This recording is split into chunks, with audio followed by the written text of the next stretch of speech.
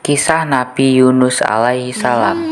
Nabi Yunus hidup sekitar abad ke-8 setelah Masehi, tepatnya setelah masa Nabi Ilyas dan Ilyasa. Beliau disebutkan berasal dari Palestina atau disebut sebagai negeri Syam. Allah memerintahkan Nabi Yunus untuk menyeru penduduk Ninawa agar menyembahnya. Kota Ninawa sendiri terletak di Mosul, Irak. Nabi Yunus termasuk salah satu nabi yang kisahnya diceritakan berkali-kali dalam Al-Quran. Bahkan, namanya pun diabadikan menjadi salah satu surah. Allah menceritakan kisah Nabi Yunus sebanyak 4 kali dalam kitabnya tersebut. Nabi Yunus diutus Allah untuk mengajak kaumnya menyembah hanya kepada Allah Subhanahu wa Ta'ala. Namun, kaumnya menolak hingga membuat Nabi Yunus marah dan pergi meninggalkan mereka.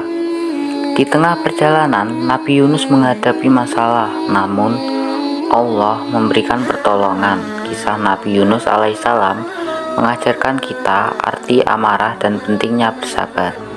Nabi Yunus diutus oleh Allah untuk berdakwah pada penduduk Ninawa. Ketika mendapatkan perintah tersebut, perjalanan panjang melintasi padang pasir yang luas dan gersang pun ditempuh Nabi Yunus dari negeri Syam. Sesampainya di Ninawa, Yunus alaihissalam mendapati para penduduknya tenggelam dalam kekafiran. Mereka menjadikan berhala sebagai Tuhan. Ritual penyembahan terhadap berhala ini telah berlangsung lama. Sebagai pendatang, Nabi Yunus dianggap orang asing oleh penduduk setempat. Ketika beliau memulai dakwahnya dan mengajak kaum Ninawa untuk menyembah Allah, mereka malah mengolok-olok Nabi Yunus. Dakwah Nabi Yunus pun tak pernah dianggap oleh kaum Ninawa. Bahkan mereka merasa Nabi Yunus telah melakukan penghinaan terhadap berhala dan agama nenek moyang. Mendapati respon kaum Ninawa yang seperti itu, Nabi Yunus pun tetap sabar. Tahun demi tahun berlalu, kondisi tersebut belumlah berubah. Hingga sampai 33 tahun Nabi Yunus berdakwah, hanya 2 orang penduduk Ninawa saja yang mendengarkan beliau. Nama mereka adalah Tanuh dan Rubil. Sampai pada suatu hari, habis sudah kesabaran Nabi Yunus menghadapi kaum Ninawa yang keras kepala itu. Akhirnya, Nabi Yunus pun berniat untuk meninggalkan kaumnya. Namun, sebelum beliau pergi, Nabi Yunus menyampaikan kepada penduduk Ninawa bahwa azab Allah akan datang. Kemudian, pergilah Nabi Yunus dalam keadaan sedih dan kecewa dan marah. Beranjak dari Ninawa, Nabi Yunus menuju dermaga dan menumpang pada sebuah kapal. Cuaca cerah saat kapal sedang bersandar, sehingga sang nahkoda mengizinkan Nabi Yunus untuk ikut naik. Meski ia tahu kapalnya sudah kelebihan muatan. Sampai di tengah laut, cuaca tiba-tiba memburuk. Awan hitam bergulung-gulung, angin kencang dan gelombang besar tiba-tiba memerangkap kapal. Badai besar itu membuat kapal tidak stabil. Nabi Yunus pun mengajak nahkoda dan seluruh penumpang kapal untuk berzikir kepada Allah. Sang nahkoda kemudian memerintahkan kepada seluruh penumpang untuk membuang barang bawaan mereka ke laut. Harapannya, dengan beban yang berkurang, kapal akan bisa kembali stabil. Ternyata tidak demikian kenyataannya.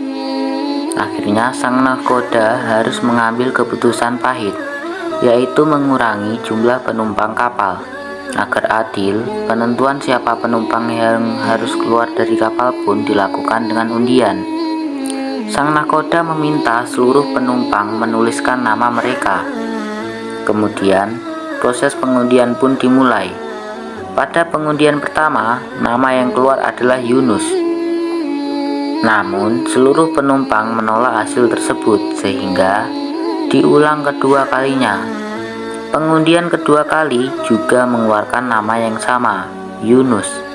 Meski para penumpang yang lainnya masih keberatan, tetapi Nabi Yunus menerima hasil undian tersebut dengan ikhlas. Hal ini sesuai dengan firman Allah pada surat As-Saffat ayat 141 di atas. Kemudian dia ikut diundi, ternyata dia termasuk orang-orang yang kalah. Beliau pun menceburkan dirinya ke laut setelah menyebut asma Allah. Setelah Nabi Yunus terjun ke laut, cuaca kembali cerah dan lautan kembali tenang. Di laut, Nabi Yunus diombang-ambingkan gelombang. Kemudian Allah memerintahkan seekor ikan paus untuk mendekat dan menelan Nabi Yunus tanpa meremukkan tulang dan daging beliau. Ada pula pendapat menyatakan bahwa ikan yang menelan Nabi Yunus adalah ikan nun. Merujuk pada surat Al-Anbiya ayat 87, ikan itu disebut-sebut masih hidup saat ini dan akan terus hidup hingga hari kiamat. Pendapat tersebut merujuk pada surat As-Saffat ayat 144. Niscaya dia akan tetap tinggal di perut ikan itu sampai hari kebangkitan. Di dalam perut ikan yang gelap, Nabi Yunus sempat mengira dirinya telah meninggal. Allah pun mewahyukan bahwa beliau ada di dalam perut ikan. Nabi Yunus pun menggerakkan kakinya dan bersujud. Tak lama kemudian, Nabi Yunus mendengar suara-suara tasbih dari para penghuni lautan. Hal ini mengilhamkan kepada beliau untuk menyadari kesalahannya.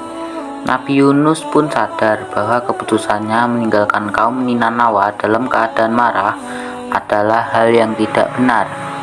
Karena itu, Allah menghukum beliau dengan memenjarakan di dalam perut ikan.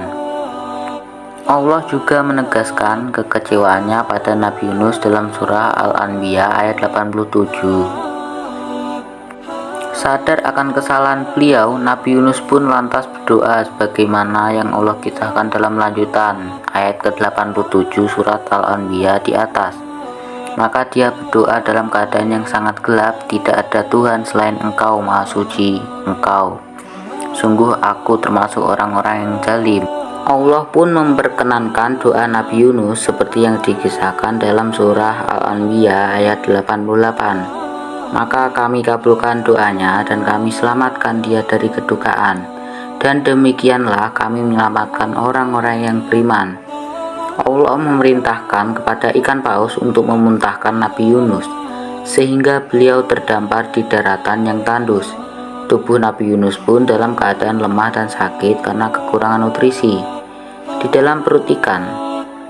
Untuk itu, Allah menyembuhkan beliau dengan menumbuhkan tanaman yaksinah sejenis labu dan meminta Nabi Yunus memakannya. Seperginya Nabi Yunus dengan kekecewaan terhadap kaum Ninanawa, azab Allah benar-benar datang. Beberapa hari kemudian, seperti yang beliau janjikan, awan gelap menutupi langit bersama petir menggelegar.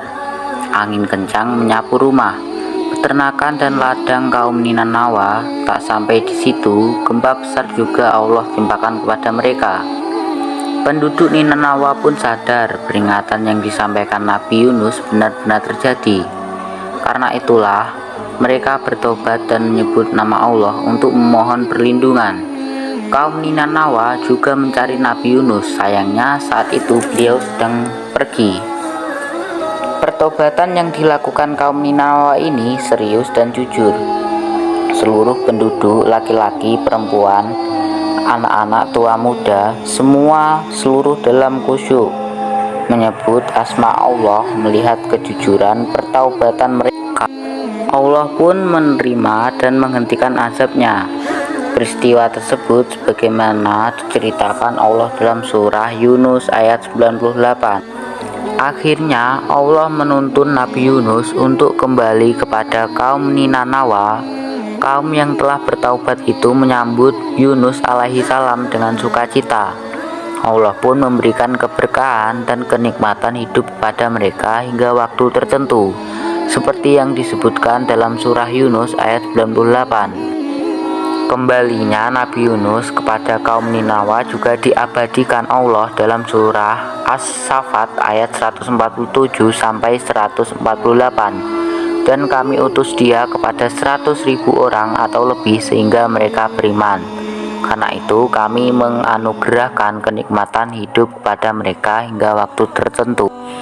Itulah kisah Nabi Yunus alaihissalam perjuangannya membawa kaum Ninanawa berdakwah untuk menyembah kepada Allah Subhanahu wa Ta'ala. Semoga video ini bermanfaat. Terima kasih. Assalamualaikum warahmatullahi wabarakatuh.